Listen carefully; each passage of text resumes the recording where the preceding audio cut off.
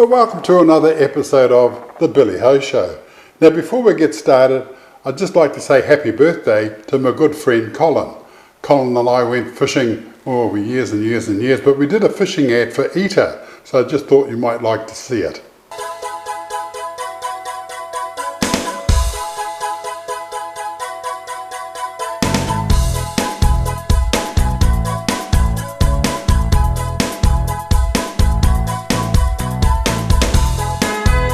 Fish and chips. Eater Ripples, the big taste always gets through. With me is Warren, and Warren, your claim to fame is building warbird aeroplanes, and in particular what we've got here is a Mosquito. Yeah. And you've built two already. This is number 3, so perhaps just tell us a little bit first of all about what you do. Well, so the company's called Avspecs. We've got 15 staff, and we are pretty much dedicated to World War II aeroplane restoration. We've been in business since 1997, and we have done P-40 Kitty Hawks and Spitfires, and now we're sort of into Mosquitoes at the moment, which is a good thing because they're big jobs. Yeah. So the de Havilland Mosquito, I don't know, you know, you're familiar with it at all, obviously. Well, only what you see in the films. An English design. Yeah. Unusual because it's built, the airframe's built entirely out of wood, which was a real breakaway from how things were going at the beginning of World War II. But there was a specification put out by the Air Ministry in the UK for a high-speed unarmed bomber, and the de Havilland company had perfected a form of a composite construction using plywood and balsa on a small airliner that they made prior to the war called the Albatross, and they used that same technique to develop the fuselage for the Mosquito, and then built a wooden wing, and eventually convinced the Air Ministry, after demonstrating how fast it was, that it was the way to go. They had a lot of problem getting it into production because, you know, they thought that wood was, you know, obsolete. Yeah. Metal aeroplanes were the way to go, but there was a shortage of metal. Oh, you know, they knew metal was going to be a strategic, you know, product. All the other airplanes were being built out of aluminium, so making something out of wood and then utilising the skills of the woodworkers that, you know, had been making furniture for the king, who were sort of unemployed when the war started, using those places to build the Mosquito and all their little factories around England. It worked out real well for them. Well, so everybody had a job? Yep, everybody had a job. Wow. Trees were still growing in North America, so yeah.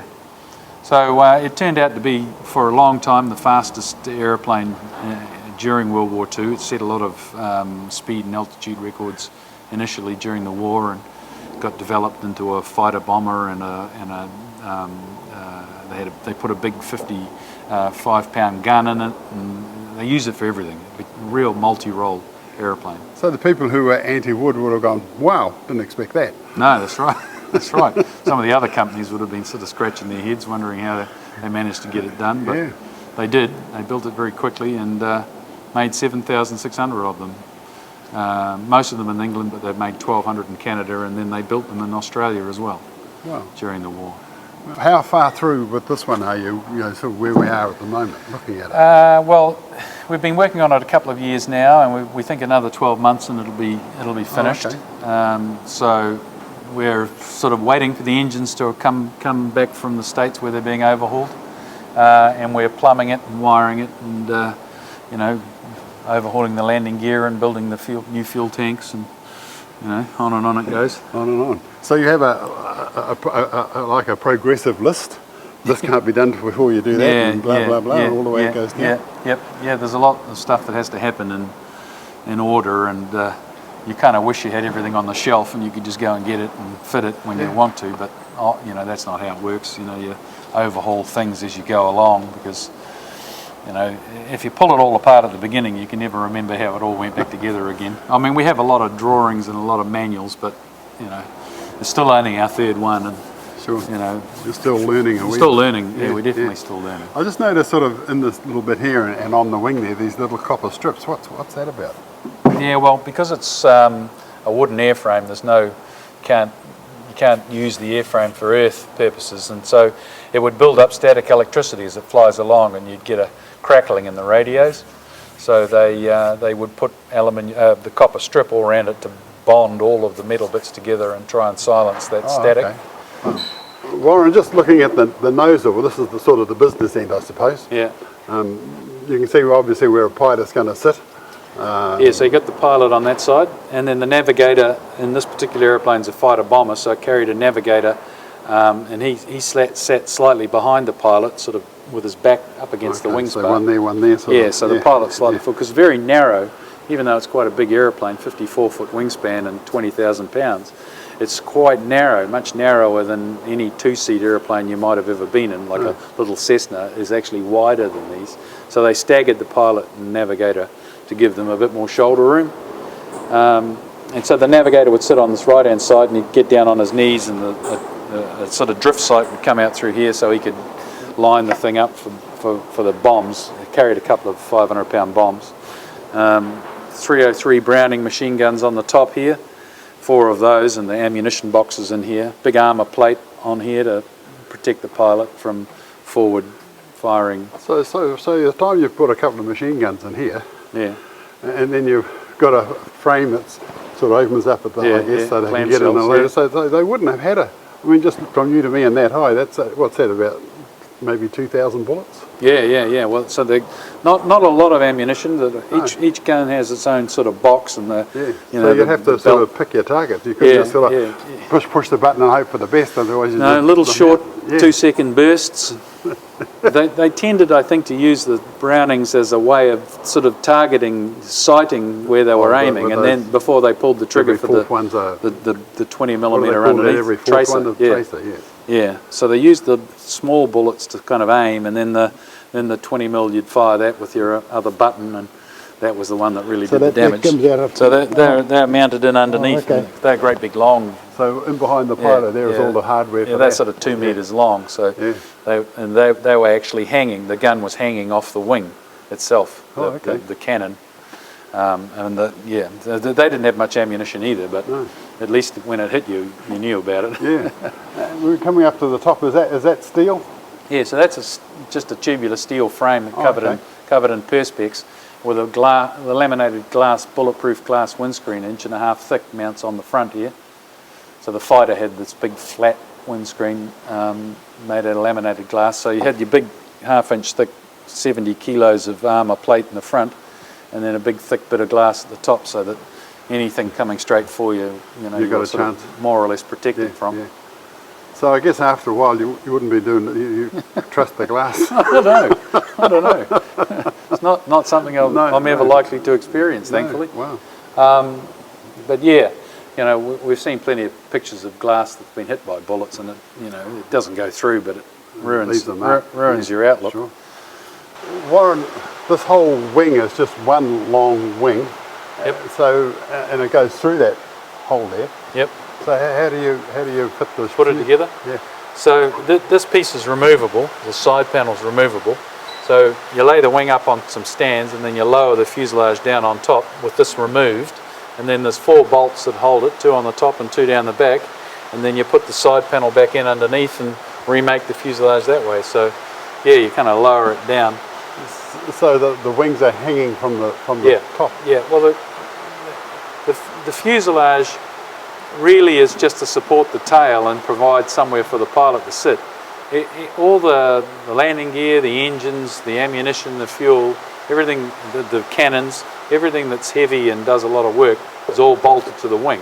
And the fuselage is really just holding the tail to stabilise it and somewhere for the pilot to sit. So it's actually quite a light structure. Everything else is attached to the wing. So basically, if you had a piece of, like when we were kids, we could buy a Mustang from the toy shop, which was a piece of balsa wood which you cut out, and then you put the wing through a little slot. And not a lot different, really. Not a lot different. And 4 bolts the whole. No, four bolts. Yeah, no, 4 bolts in total. Total, 2 on the top and 2 underneath. That's it. Yeah. Well, all you're really doing is stabilising it. The wing with its engines. I mean, if it was a flying wing, you wouldn't need a fuselage at all. But so the tail is just to stabilise it. So it's all the sort of structure is aimed at connecting the tail to the wing. Wow. Yeah. And the little panel behind it, I guess that's what Yeah, so probably what would equivalent to a firewall. That's the firewall, yep. So the engine's mounted onto there, and the bottom of a frame has stays that go up to the back, and the landing gear and everything is all attached to these fittings here. And yeah, the firewall hangs down underneath, and the engine basically from here forward. So these long bolts go right through the spar, about 6 inches long, and another fitting underneath, and it's all kind of bolted up. So how many bolts actually hold the engine? 4. 4 bolts. Of course. Yeah, 2 at the top, 2 at the bottom. And they tell me that's the same as the jet engine today. There's not many bolts hold those big jets on. They are good bolts though. They're not coach bolts from Bunnings. They're the real thing. And so you were saying before that they are water cooled. Yep. So liquid cooled. So in this space here, and you can kind of see the outline of it there. Oh, okay. The radiator sits in here, and it has a sort of fairing that runs down like that. So the air comes in the slot at the front, through the radiator and out underneath the wing. So 2 radiator on each side for the engine, and an oil cooler for the engine as well. For the engine as well. Yeah. Each engine has its own oil cooler and its own radiator. So coming in through this little... Yeah, through the slot here and exhausting out underneath. Right, okay. It has a little flap on the back of it that you can open and close the flap, so open for climbing and slow speed flight. So for services, these bits, I guess this sort of clips on somehow, it's easier. Yeah, well, it just hangs on these. Oh, okay. Just hangs out in the front. But I mean, it's a radiator, so it doesn't need much service. No, I'm just saying. Just topping off every now and again. Yeah. So there's a big header, sort of kidney-shaped header tank on the front of the motor where you top it up with coolant. Wow. And so the fuel tanks, where do they go? So it's got 10 fuel tanks in the wings. Yeah. So the tanks are aluminium, and they just hang on those straps underneath. They're all plumbed together. So effectively, you just have one fuel tap. You turn the fuel on or off, and all the tanks are joined together. They all empty at the same time. 460 gallons of fuel. Yeah. Yep, they all empty at the same time. So not a lot of fuel management necessary. No. So how many gallons? 460 imperial gallons. 460. So that's 10 44-gallon drums equivalent. Yeah. Hang under there. Yeah. You hardly think there was enough room. Yes, exactly. 10 44-gallon drums. Yep. Wow. Yep. Christmas isn't all that far away, and so if you're looking for a present for the truck driver or somebody interested in transport in your life, then my Talking Trucks book might be just the thing. So if you'd like a copy, just email me, billhohepper@extra.co.nz, and I'll take your details and I'll get a copy in the post to you. Now this book covers trucks basically heading back from about 1972 to the time they started making vehicles. So a good historical book, and tells you all about the New Zealand transport industry up until about 1972. So for a Christmas present, perfect. Email me, billhohepper@extra.co.nz.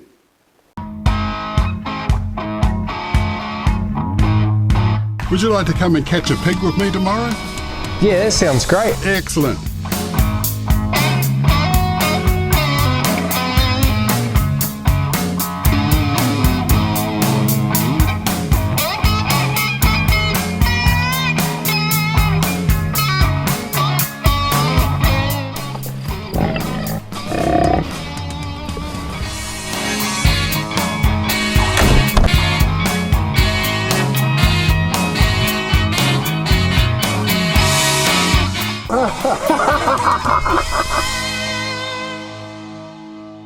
So what we're looking at here, Warren, is 2 frames. It looks like we've got the old and the new.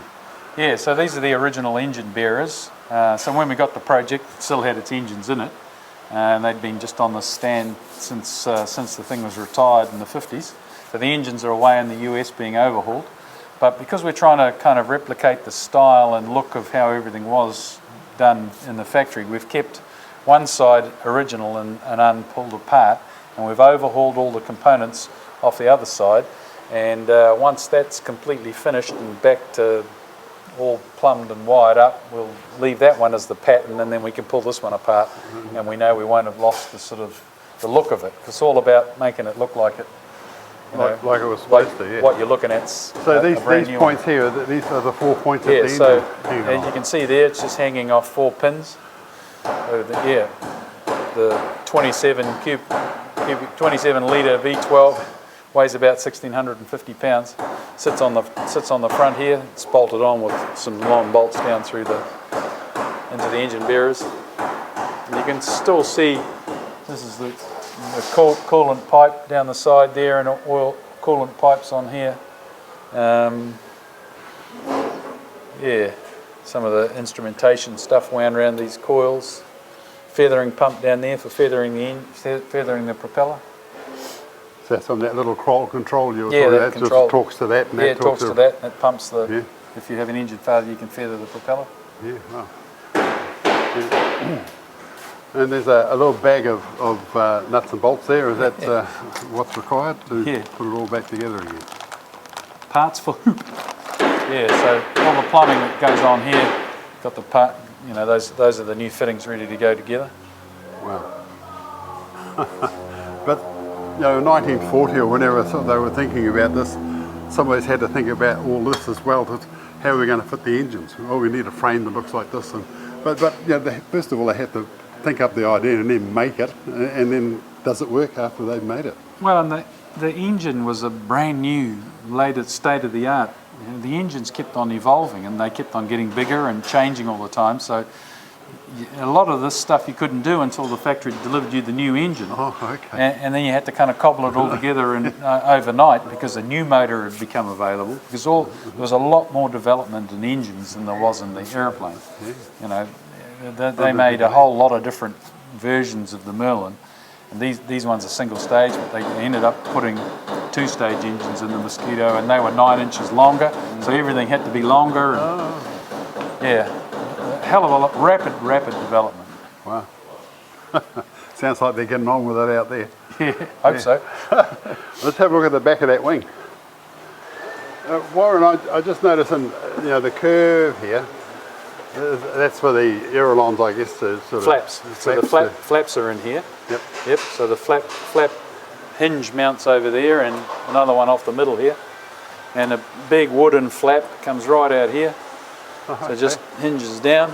Has a hydraulic. These are the hoses for the hydraulic ram, which is attached onto here and forces the flap up and down hydraulically.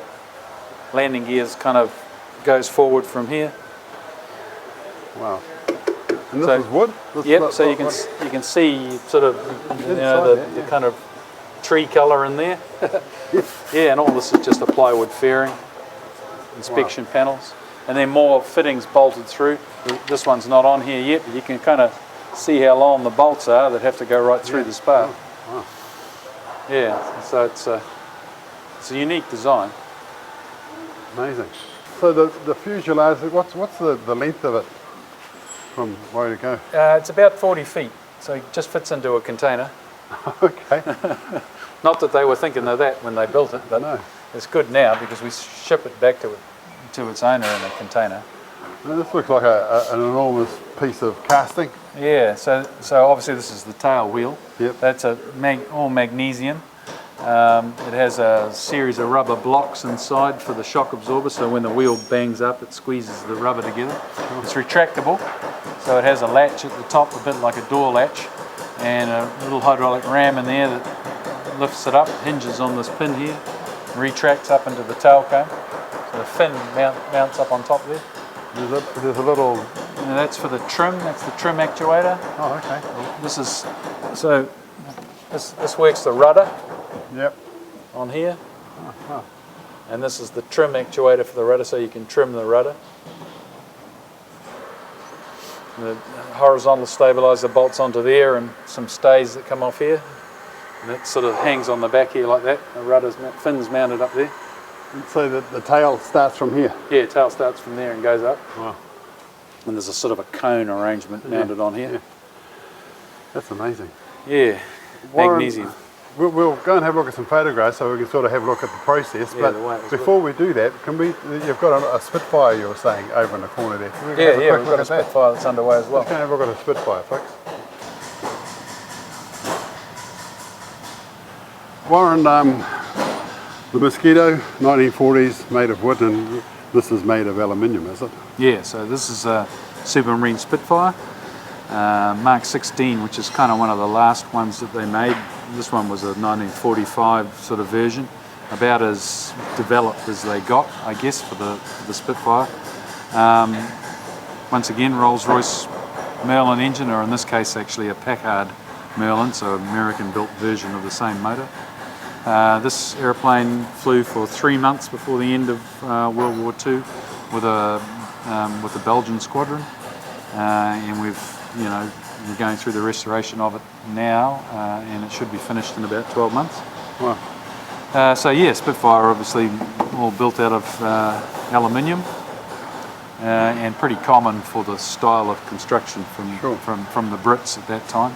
So you're talking about the wing with the other one, where it's just one big wing, and is this the same, or is this got one wing on one wing? Yeah, the wings bolt on each side on the Spitfire, so the fuselage has got a kind of carry through spar, and then the wings just bolt on with pins on either side. Four pins? No, actually 16 pins in this case. Wow. Yeah, so a lot more pins than, but of course that's holding the wings together, whereas on the Mosquito, because it's all one piece, really you're just holding the fuselage on. You have to go there. Yeah. Warren, just looking at the cockpit here, it just seems to have an enormous array of equipment. Yeah. And when you sort of see them in the films, they just sort of I guess that's the stick. Yeah. They just sort of be swinging around on that and not just sort of concentrating on the person they're chasing. And I guess once you get used to this, it's like everything's done by, you just know what you're doing, like driving a car, Yeah. Well, I mean, this is one of the last of the development. So every time they made a modification, they ended up adding something and more fuel and more radio gear and more of everything. So it got quite complicated inside by the time the war was over. There's a unit over there for blowing up your radio if you went down in enemy territory.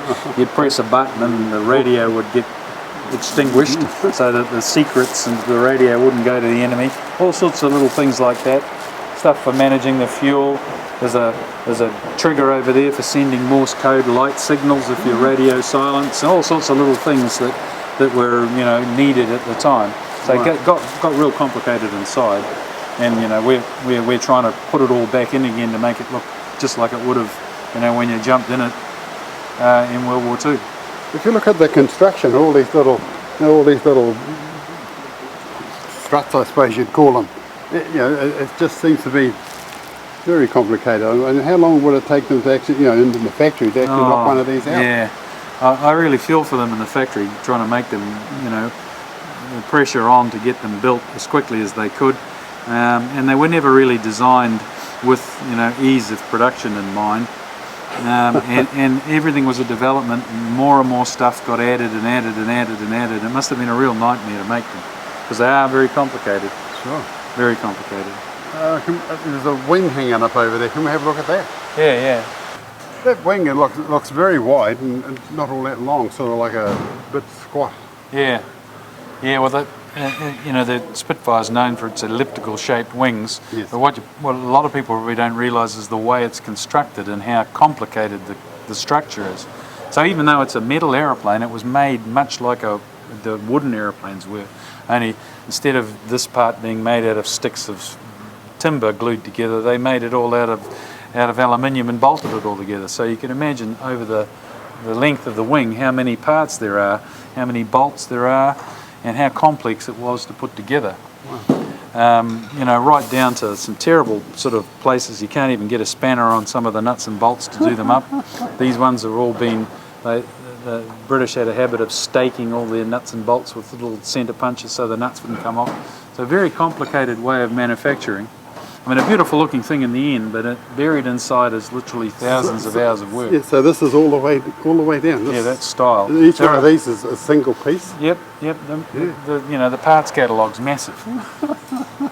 So it must have been quite a nightmare getting them all together. But if you give it to Mr. Ford or Mr. Chef, he would have just made a... Yeah, we'd have stamped a big piece of aluminium into one piece he would have been into. Yeah.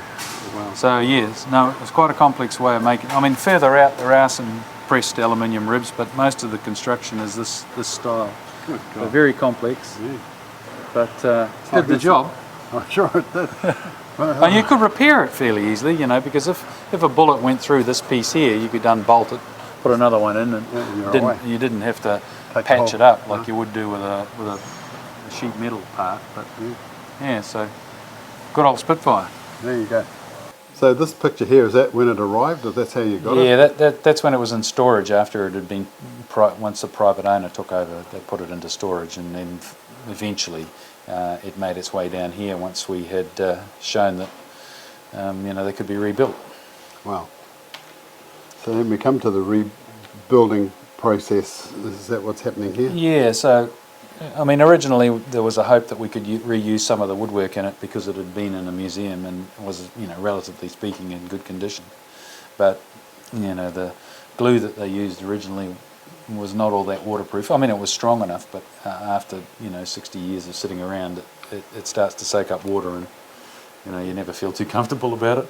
So the parts that you've got here that you've kept, Yep. they're sort of like rusting and, or not, but mouldy and moss, and you have to clean them all up. Yeah, yeah. So, you know, you can't use any of the original wood because the glue's not good enough any longer. Fair enough. So you just scavenge every piece of metal work that comes with it, and then put it through the, you know, restoration program while you're building the new woodwork to go, the airframe to hold it all together. So you were talking about moulds and jigs. This is the fuselage being built. Yeah, exactly. So it's just like a boat.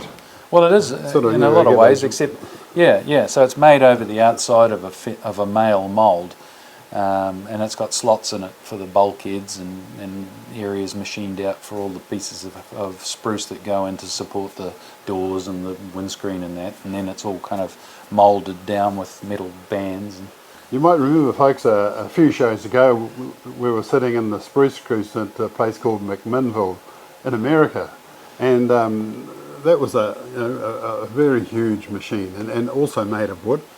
But would they have gone through the same process, do you think?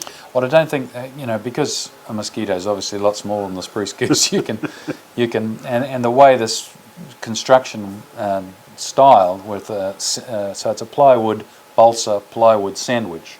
So it's a composite sort of, and in fact the Mosquito has the style of construction for the Mosquito has a lot more in common with, you know, a 787 Dreamliner than pretty much anything that's come in between. This is the pioneering composite laminate construction. So there you go, folks. If you're interested in building a warbird, Warren's the man to come and talk to.